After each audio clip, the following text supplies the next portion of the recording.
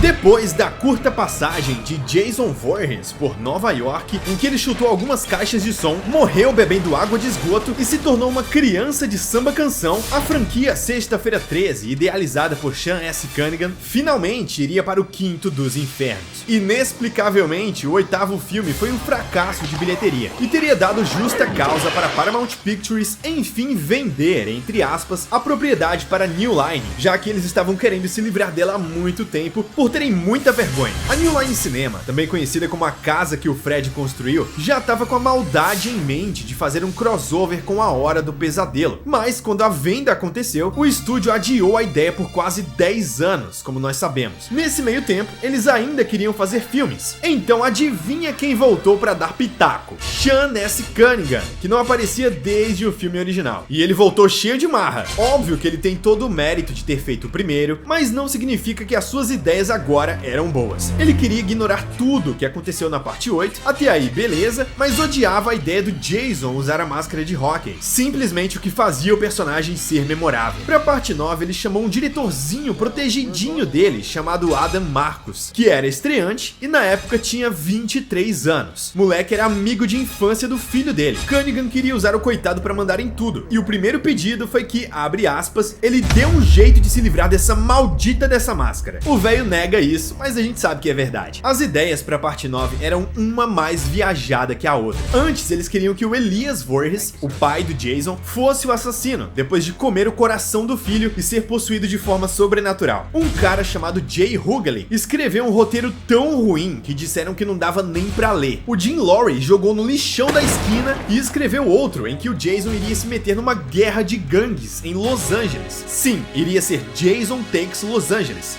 Fumaram 1 quilo, mas como de Nova York já tinha dado ruim, vetaram também. Agora sim veio a ideia boa. Um lazarento chamado Leslie Borren foi sequestrado pelo Cunningham, levado até uma chácara e os dois se trancaram lá pra fazer amor, quer dizer, pra fazer esse roteiro, em 4 dias. Num fim de semana tava pronto. Se esse daí é o bom, eu não quero nem imaginar como é que era o ruim. Logo, em 1993, saiu o que seria um dos maiores erros da humanidade, chamado Jason Vai para o Inferno, a última sexta-feira. Dizem que o nome seria O Coração Negro de Jason Voorhees, que nomeou um documentário sobre a produção depois. Mas Jason Goes to Hell foi o título, porque a Paramount, safadinha, não vendeu o nome da franquia, só vendeu os direitos do personagem Jason. Então a New Line não pôde usar o título Friday the 13th até 2009. Eu queria muito chegar aqui e falar que o mundo foi injusto, que foi um filme que ninguém entendeu, mas não. A parte 9 é realmente uma merda colossal. Entre vários defeitos, como personagens inúteis e erros grotescos de continuidade, o principal é que não é um filme do Jason. É um filme de um monte de gente possuída por um lagartão dinossauro. Eu sou o Wes do Cinemania e vamos continuar a saga do filho de Crystal Lake com Jason Vai para o Inferno. Um nome maldito desse que fala o final do filme. É pra cagar sangue mesmo. Hoje vocês vão saber tudo que não queriam saber sobre ele. Mas claro, antes deixe o seu like para ajudar no engajamento deste vídeo. Beleza? Preparados? Esta é a 9ª parte da trajetória de Jason Voorhees.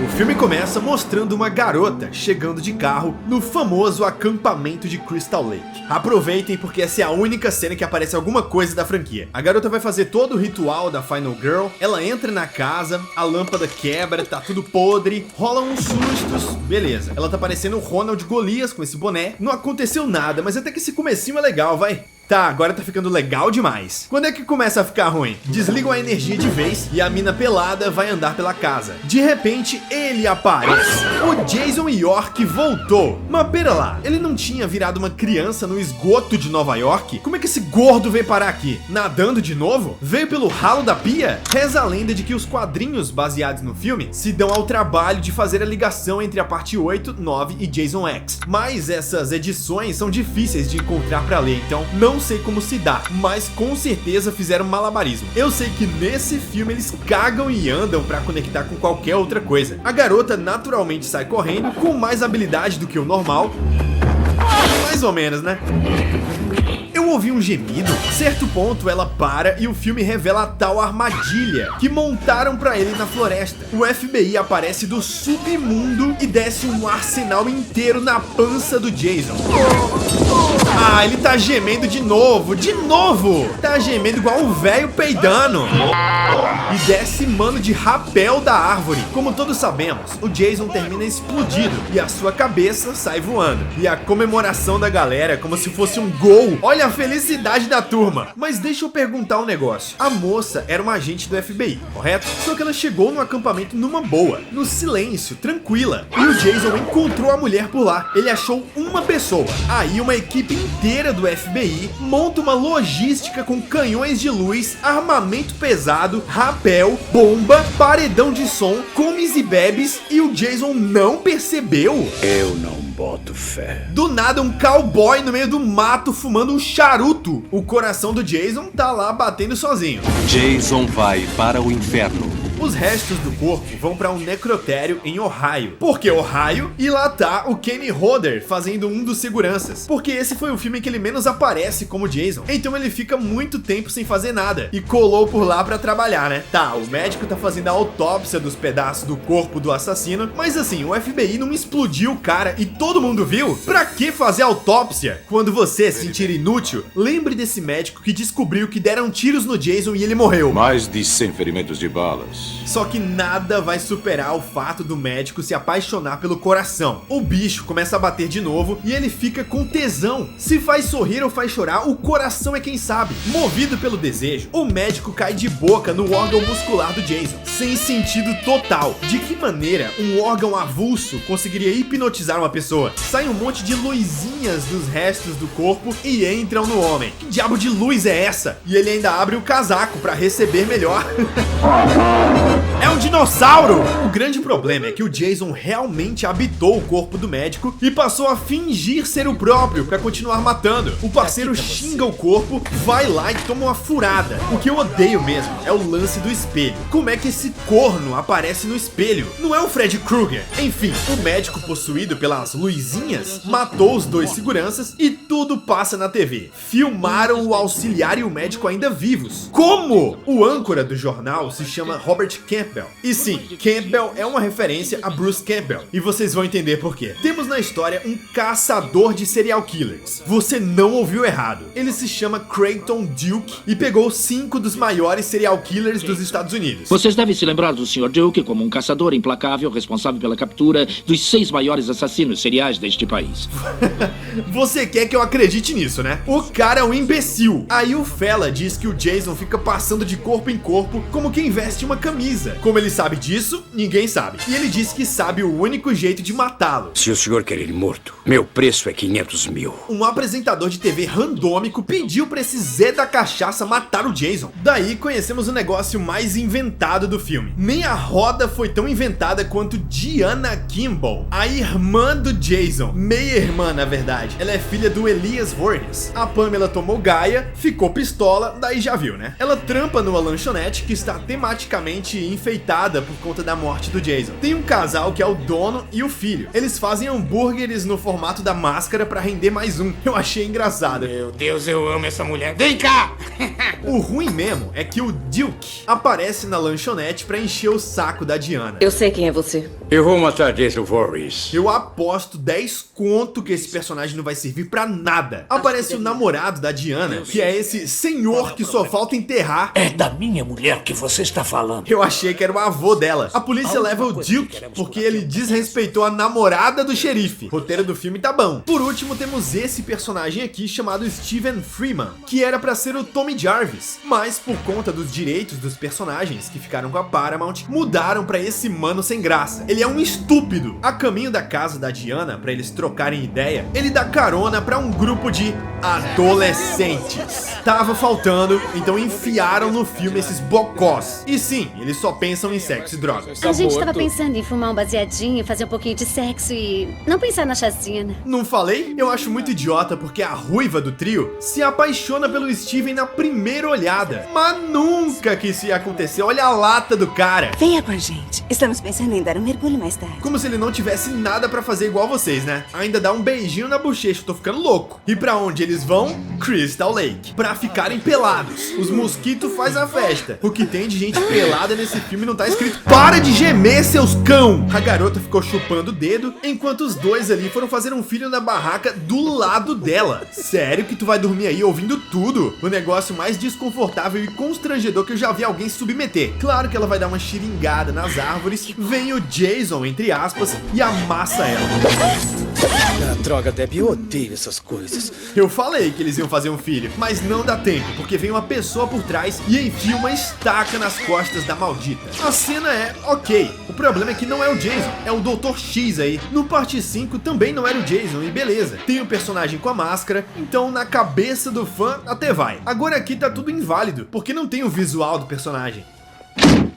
Calma, sou eu, Josh. Mas também tu chega cafungando assim igual um maluco. São os fãs dela, né? Só velho. O Bigoda também namora. Os tiozinhos desse filme estão se garantindo demais. O problema é que vem o Dr. X e sacaneia. Olha que tosqueira. O doutor, possuído pelas luzinhas do Jason, amarrou o velho numa mesa. Pra quê? O Jason nunca fez isso antes. Mas daí o filme explica. Ele apenas queria humildemente fazer a barba do meu tio. Quê? O Jason virou barbeiro? E precisava deixar o cara pelado pra fazer a barba? E tudo isso pra dar um beijo nele.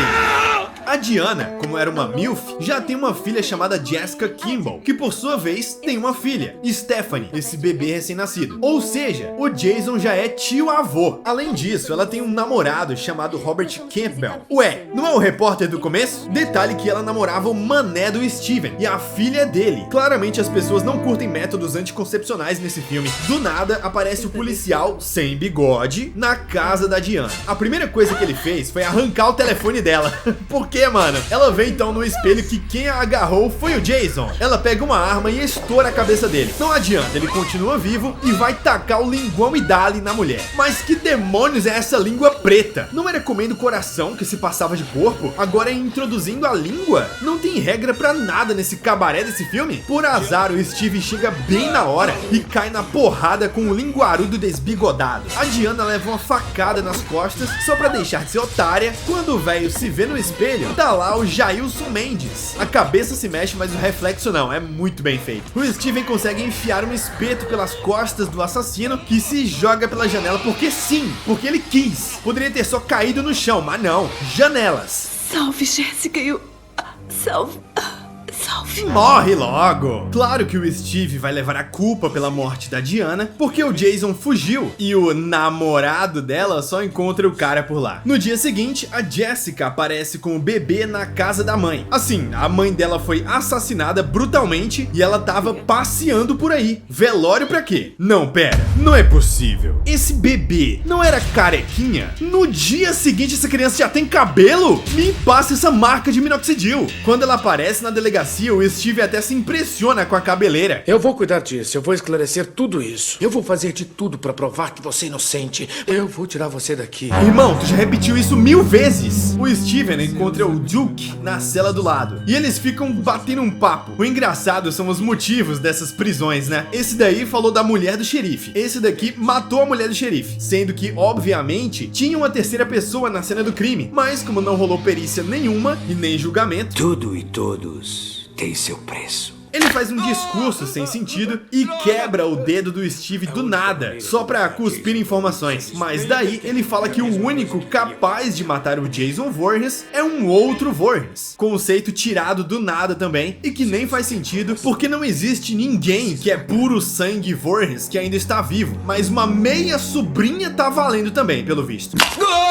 As atuações também estão em níveis estratosféricos. O brother quebrou 2 dedos, mas tá suave. Aparentemente, apesar da Jessica poder matar o serial killer, o próprio pode renascer através do corpo delas. Isso é o que o Duke fala. E como ele não pisca, só pode ser verdade. O policial, amigo do Steve, leva uma invertida muito fácil. O policial mais frouxo da história. Que diabos é isso? Leve isso daqui, isso é um restaurante, não uma creche. Simplesmente um bebê sofrendo bullying. A amiga da Jessica põe a criança numa caixa de papelão e vai embora. Ela sai e deixa o bebê sozinho em cima de uma bancada. O Steve, fugitivo, aparece para dar uma olhada no seu presente, mas logo é ajudado pelo rapaz filho da dona, o Ward. Com o carro do garoto, ele vai até a mansão dos Voorhees. Da onde que saiu essa essa mansão? Você fica perdido no filme, hein? As coisas vão aparecendo sem explicação. Quem é que morava aí? Como o Steven sabe da existência disso? E o principal, o que ele acha que tá fazendo? Fica pior quando em cima de uma mesa estava o Necronomicon, o livro dos mortos. Nesse caso é literalmente o Necronomicon do set do filme Evil Dead, que eles pediram emprestado pro Sam Raimi. O Sam Raimi deve ter perguntado: qual a função do livro no filme? E o Cunningham respondeu: você conhece o Mario? Vai chegando alguém na casa e o Zé Ruelinha se esconde no armário, mas enfia a pata numa madeira em falso. Era o repórter namorado da Jessica. Ele chega como se fosse a casa dele, tá ligado? Aí acontece a coisa mais tosca possível. Ele fala com alguém no celular e sai contando todo o plano maligno que eles elaboraram pra ganhar dinheiro. Ele pegou o corpo da Diana e escondeu no armário só pra chamar a imprensa e dizer: olha, tem um corpo no armário. Tudo isso pra ganhar dinheiro com a audiência. Maniqueísta ao extremo. Ele se aproximou da sobrinha do Jason só porque ele é a sobrinha do Jason. Mas como é que ele sabe, se nem ela mesma sabe dessa informação? O raspado aparece bem na hora,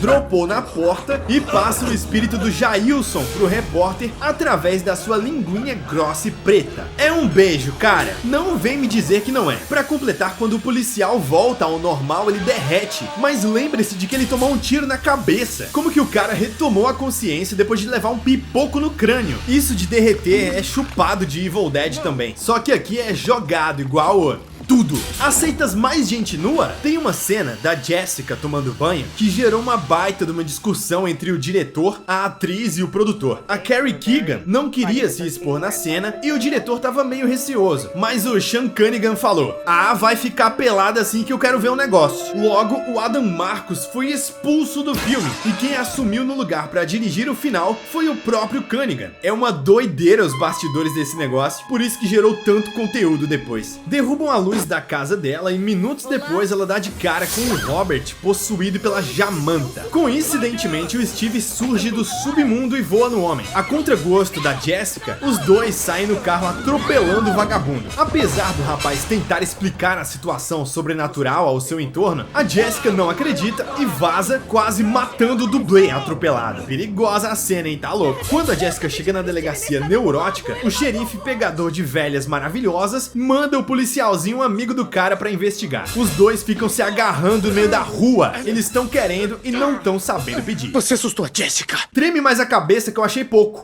Subitamente, surge o merdão lá na delegacia, passando o rodo em todo mundo. Ele chega na Jessica e vai botar o linguão no talo no momento exato em que o xerife leva um tapa no focinho. Um tapa não é gostosa. Olha a pressão da cotovelada que ele sentiu. É sério que esse bosta tá inteiro depois de um atropelamento, mas sentiu o impacto de uma cotovelada toda torta. Jessica! Ah, não. Ele não fez isso. Dá pra ver que a algema é fake, ela estica. Ele pega a arma do policial de novo e dá um tiro na cabeça do Robert. Não que isso tenha funcionado antes. Tanto que dois policiais chegam perto e ele bate a cabeça dos dois. Uma maquiagem assim, tenebrosa. Da onde que esse golpe teria causado esses ferimentos? Steve e Jessica fogem até a lanchonete dos bisonhos e são rendidos pelo casal. O filho deles fica empolgado com uma arma e sai pra brincar do lado de fora. Toda essa sequência de sentir dor nos olhos de tão mal feita. A atuação da senhora é horrível, forçadíssima. A câmera acompanha um tiro invisível que atinge bem a caixa de energia. Já é a quarta vez que acaba a luz nesse filme. O filho deles vê o Robert/Jason chegando e o cara quebra o braço dele igual um lápis. Dentro do lugar tem uma câmera lenta tosca em que todo mundo vira acrobata. O marido da tiazinha leva ferro, tem a cara frita no óleo e a mulher tem a boca afundada. Ele nem acertou a boca dela, ele acertou a testa. Os estúpidos percebem que o bebê foi abduzido e depois que rola uma confusão com o Jason agarrando a Jessica, a garçonete mete um tirão na perna e um ferro no coração. E só por isso ele desmaia. Oh, meu Deus! Coraçãozinho sensível dele. E cagamos também pra garçonete que teve duas falas e usou uma 12. O Steve acha o bilhete que o Duke deixou quando ele pegou o bebê, dizendo pra ela encontrá-lo na casa idiota dos Voorhees. Como que ele saiu da prisão? Dando uma abraçada no guarda e pegando a chave, como se todo guarda andasse com a chave da cela dele. A Jessica encontra esse cosplay pobre de Solomon Kane lá, inclusive tá sol pra caramba, o chapéu tá ajudando bastante, o bebê está suave e o mano devolve ele ao afirmar que não tá pensando mais em dinheiro. Agora Agora não é mais pelo dinheiro. De repente não quer mais dinheiro, show de bola. Ele joga pra garota uma adaga que ele tinha desde o começo do filme, que ele usava pra cortar limão, muito mal cortado, e a adaga se transforma em espada milagrosamente. Aparentemente porque a Jessica pegou nela, só porque supostamente ela é uma Voorhees. Véi, só falta o bebê ter que matar o Jason, porque não é possível. A ideia destoa demais da franquia, que tudo bem, já tinha metido uma Carrie no sétimo, tinha algo de sobrenatural, era mal feito, mas pelo menos não era do nada. Aqui é do nada, do vazio, do oco. O bagulho vira uma espada, e eles estão levando muito a sério. O Jason troca de roupa no mistério, a gente não sabe quem é, olha o mistério misterioso. Aí o Duke cai num buraco, ele cai sozinho e fura a perna. O xerife que tinha levado um tapão aparece, e será que ele é o Jason? Mate-o! Aí vem o policial Paia, amigo do Steve, será que ele é o Jason? Mate-o! Ela acaba matando o velho, mas quem era o assassino era o policial. E sim, nesse filme o Jason consegue falar uma frase completa. Afaste-se dela, Ed! Isso com o intuito de enganar o público, pra dizer que o possuído não era o policial. Não só fala uma frase, como chama o nome da Jessica e verbaliza um vocativo. Parados! De um take pro outro ele muda totalmente e volta à postura de antes. Olha a carinha dele! Mas eu tenho uma teoria que explica tudo isso. Esse daí não é o Jason Voorhees. Esse daí é o Jason Working. Aparece o Steve, já é a quarta vez que ele aparece assim, então rola a pior cena de todas. Insuperável, que é quando o Jason sai do corpo do policial. O Jason é um lagarto bebê de 2 patas. Mas que merda é essa? Quem teve essa ideia devia ter levado um couro tão grande. Não tem como tancar que o assassino implacável de Crystal Lake, com toda aquela aura, era na verdade